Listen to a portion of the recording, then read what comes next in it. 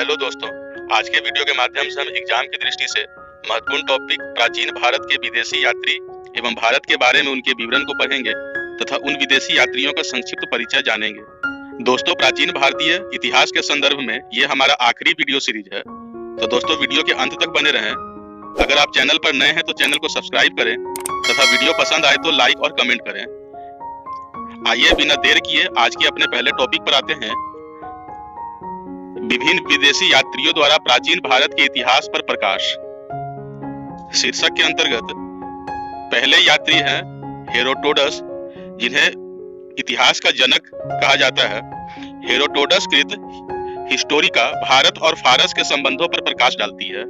यह यूनान से आने वाला प्रथम इतिहासकार था। इंपॉर्टेंट है। अगले हैं मेगास्थनीज। मोस्ट इंपॉर्टेंट, यह सेलुकस निकेटर का राजदूत था जो चंद्रगुप्त मौर्य के राजदरबार में आया था। इसको 305 ईसा पूर्व में यूनान और भारत के मध्य हुई संधि के तहत भारत आना पड़ा था। इसकी पुस्तक इंडिका में मौर्ययुगीन समाज एवं संस्कृति के विषय में लिखा है। इसने अपनी पुस्तक में पाटलिपुत्रा को सबसे बड़ा नगर बताया है तथा राजा के राजप्रसाद का भी बड़ा ही सजीव वर्णन किया है। मेगास्थनीज के अनुसार उस समय राज्य में शांति थी, लोगों के घरों में चोरी का कोई डर नहीं था। यह बताता है कि राजा का जीवन बड़ा ही ऐश्वर्यमय था। अगले हैं टेसियस। यह ईरान का राजवैद्य था। भारत के संबंध में इनका विवरण आश्चर्यजनक कहानियों से परिपूर्ण होने के कारण अविश्वसनीय है। अगले हैं प्लिनी। इसने प्रथम शताब्दी में नेचुरल हिस्ट्री नामक पुस्तक लिखी। मोस्ट इंपॉर्टेंट, इसमें भारतीय पशुओं, पौधों, खनिज पदार्थों की जानकारी मिलती है। इसमें भारत और इटली के मध्य होने वाले व्यापार पर भी प्रकाश पड़ता है। इंपॉर्टेंट है। अगले हैं टॉलमी। इसने दूसरी शताब्दी में भारत का भूगोल नामक पुस्तक लिखी। इंपॉर्टेंट है। इससे तत्कालीन भारत की विस्तृत जानकारी मिलती है। अगले हैं डायोनीसियस।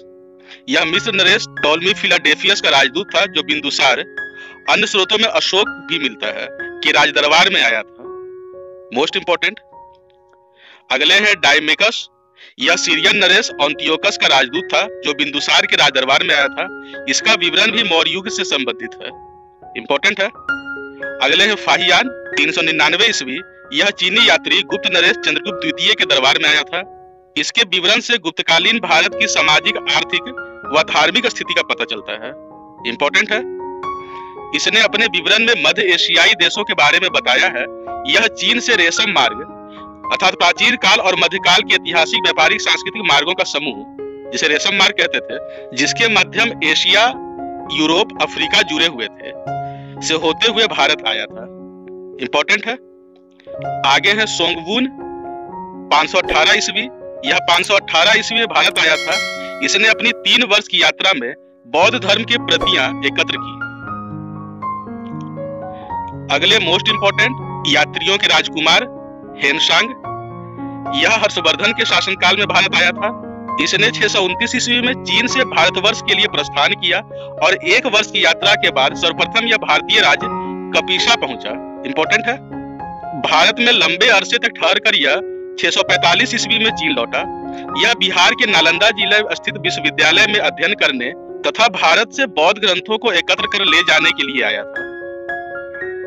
इसका भ्रमण वृत्तांत सीयूकी नाम से प्रसिद्ध है। इंपॉर्टेंट है। एग्जाम में यहाँ से क्वेश्चन पूछा जाता है।